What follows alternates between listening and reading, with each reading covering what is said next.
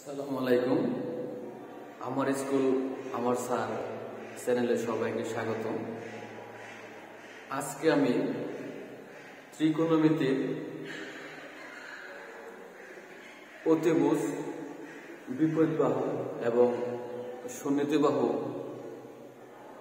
চিনার উপায় নিয়ে আলোচনা করব। ভিডিওটি শেষ পর্যন্ত দেখার জন্য অনুরোধ করলাম। এমনকি যদি ভালো লেগে থাকে অবশ্যই সাবস্ক্রাইব করে এবং লাইক, কমেন্ট এবং শেয়ার করে আমাকে আরো উৎসাহিত করবে, এই প্রত্যাশা রাখছি। তো আমরা এখন মূল আলোচনায় চলে যাই। ত্রিকোণমিতি এই শব্দটি দ্বারা আমরা কি বুঝি? ত্রিকোণমিতি এই শব্দ দ্বারা আমরা কি বুঝি? ত্রি মানে হলো তিন, কোণ মানে কত? কোণই আমার, আর মিতি শব্দের অর্থ কি আমার? পরিমাপ। তার মানে ত্রিকোণমিতি মানে হলো তিন কোণের পরিমাপ। ঠিক আছে? তো এখন আবার ত্রিকোণমিতি, TRIGONOMETRY এই শব্দের যদি আমরা বিশ্লেষণ করি, TRI এটা মানে হলো তিন, GON এটা মানে হলো গোল মানে ধার, আর মিত্রির পরিবর্তে আমরা নেত্রন যেটা আমাদের বই আছে এটা শব্দ হলো পরিমাপ। তার মানে এখানে তিন ধারের পরিমাপ। ধার বলতে এখানে কাকে বোঝানো হয়েছে? বাহুগুলোকে বোঝানো হয়েছে।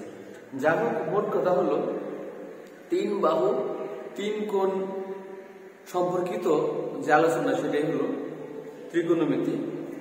তো এখন আমরা আরেকটা বিষয় জেনে রাখবো যে ত্রিকোণমিতিতে শুধুমাত্রই সমকোণী ত্রিভুজ নিয়ে আলোচনা, অর্থাৎ সমকোণ ত্রিভুজ কোণ এবং বাহু সম্পর্কিত যে আলোচনা সেটাই হলো ত্রিকোণমিতি। ঠিক আছে? তো এখন দেখো,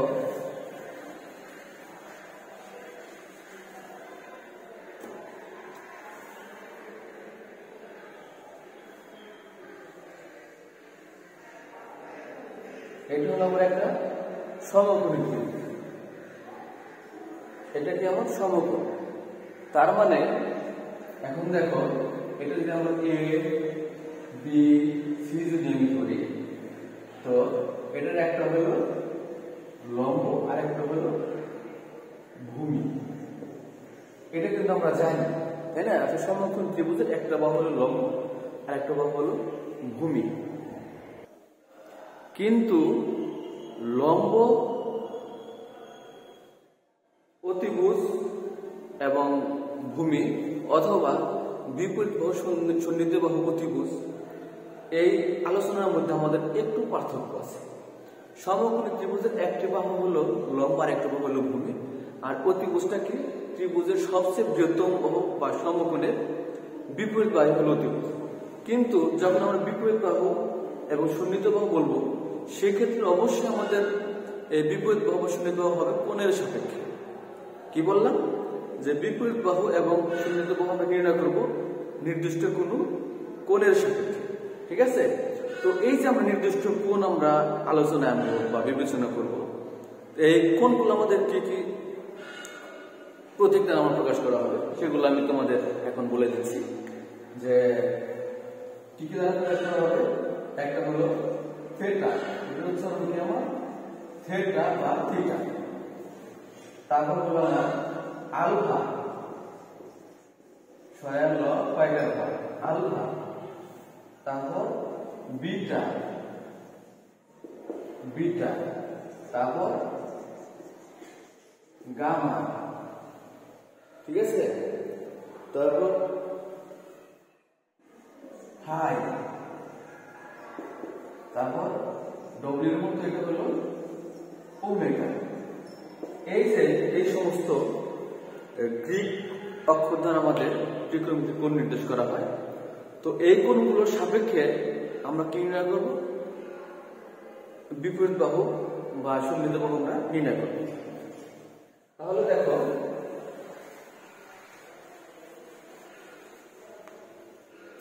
অতিভুজের সংজ্ঞা থেকে আমরা কি জানি? অতিভুজ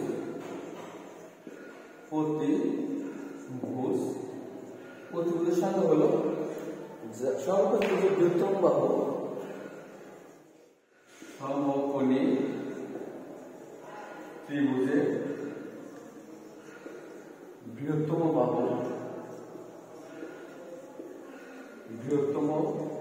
বাহু যা সমকোণের বিপরীত বাহু।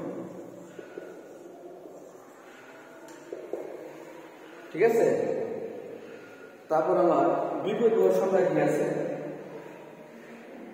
বিপরীত বাহু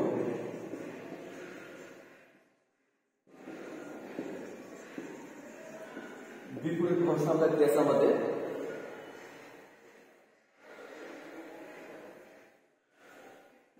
যা হলো প্রদত্ত কোণে সরাসরি বিপরীত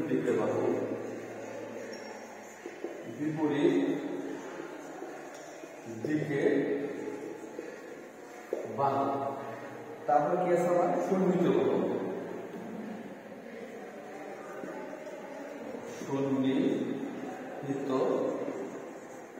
বাহু যা প্রদত্ত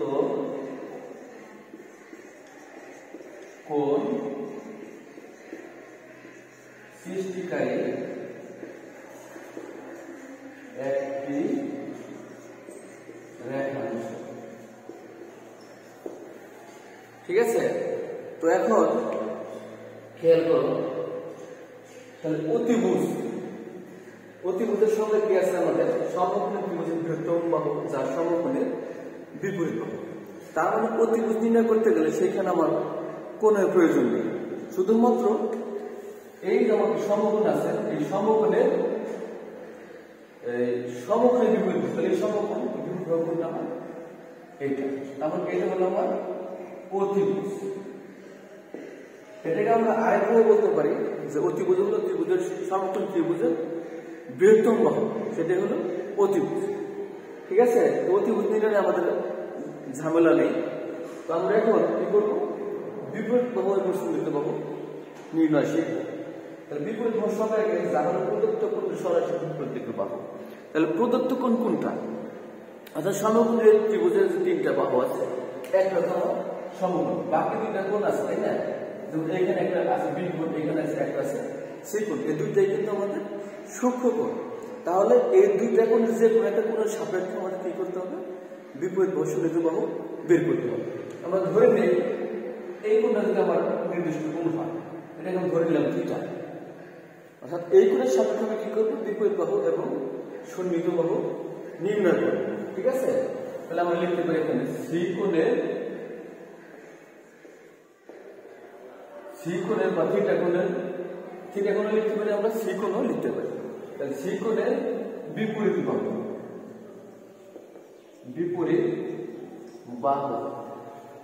তাহলে বিপরীতের সংজ্ঞা কি আছে? আমরা প্রদত্ত কোণের সরাসরি বিপরীত। তাহলে এইগুলো সরাসরি বিপরীত বা কোনটা?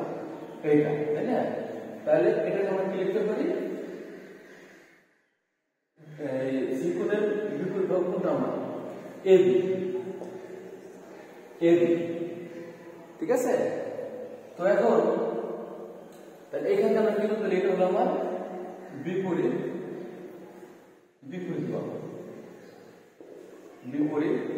বাহু। তাহলে এখানে আমরা কি জানলাম? লম্ব এবং বিপরীত বাহু একই কথা।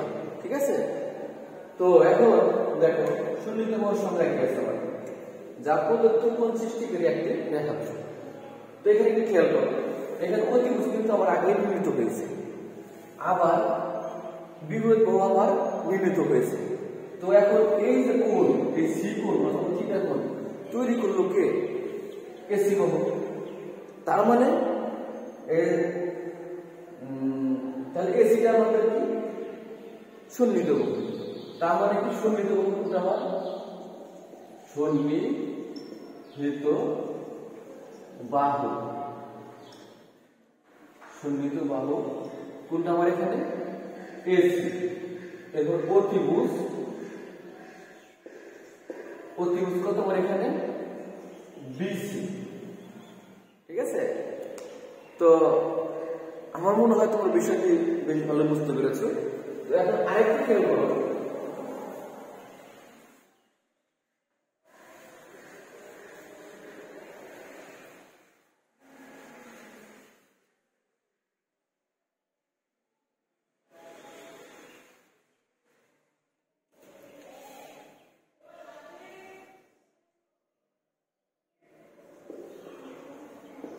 ধরে নাও কোন রাস্তা আমার এইখানে থাকে, এই থিটা এখানে বা ওমেগা এখানে বা আলফা এখানে, তাই না? অর্থাৎ আমরা এখন কি করবো, এই বি কোণের সাথে কি বিপরীত করবো, সন্নিহিত বাহু বের করবো। তাহলে লিখতে পারি বি কোণের বিপরীত বাহু, বিপরীত বাহু। তাহলে কি লিখবো, এসি। ঠিক আছে, তাহলে সন্নিহিত বাহু কোনটা আমার, সন্নিহিত বাহু কার, এটাও কিন্তু বিপরীত। সন্নিহিত বাহু কত আমরা এখানে দাঁড়ালে এবি, এবি। আর অতিভুজ আমরা জানি, অতিভুজটা কি আমার বৃহত্তম বাহু বা সমকোণের সরাসরি বিপরীত দিকের বাহু, তার মানে হলো বিসি। ঠিক আছে, এখন যদি এই ত্রিভুজটা এরকম না গেলে অন্যরকম হতো, ধরে নাও এরকম ভাবে আছে, এরকম ভাবে আছে, ধরো এখানে ওমেগা আছে, এখানে এ বি সি এরকম আছে, তো দেখে কিন্তু ভয় পাওয়ার কিছু নেই। ঠিক আছে, আমরা নির্ণয় করবো কার সাপেক্ষে, এই কোণের সাপেক্ষে। তাহলে আমরা কি লিখতে পারি, ওমেগা কোণে অথবা কি সি কোণে বিপরীত বাহু কত হচ্ছে আমার এখানে এবি হচ্ছে, তাহলে এবি। আবার সন্নিহিত বাহু কি হচ্ছে, কোন চিত্রটিকে রেখে, তার মানে এসি। অতিভুজ কত আমার এখানে বিসি। আবার ধরো এরকম যদি থাকে আমার, এরকম ভাবে আছে, ধরো আমার কোনটা আমার এইখানে ওমেগা, এখানে নাম দিলাম আমি এ বি সি, তখন কি হইতো, তখন আমরা কি লিখতাম, তখন ওমেগা কোণের বিপরীত বাহু কি হইতো, বিপরীত বাহু এ বি হইতো কিন্তু আমার, সন্নিহিত বাহু কি হইতো বিসি। এখন সন্নিহিত বাহু বিসি, অতিভুজ কত আমার এসি। ঠিক আছে, তো যাই হোক, আমার বিপরীত বাহু সন্নিহিত বাহু কিভাবে নির্ণয় করব, সেটা হলো নির্দিষ্ট যে কোণ দেওয়া আছে সেই কোণের সাপেক্ষে আমরা নির্ণয় করব। ঠিক আছে, তো আশা করি তোমরা ভিডিওটি বেশ ভালো বুঝতে পেরেছো। পরবর্তী ভিডিও পেতে আমার চ্যানেলটি অবশ্যই সাবস্ক্রাইব করবে এবং আমার সাথেই থাকবে। আল্লাহ হাফেজ।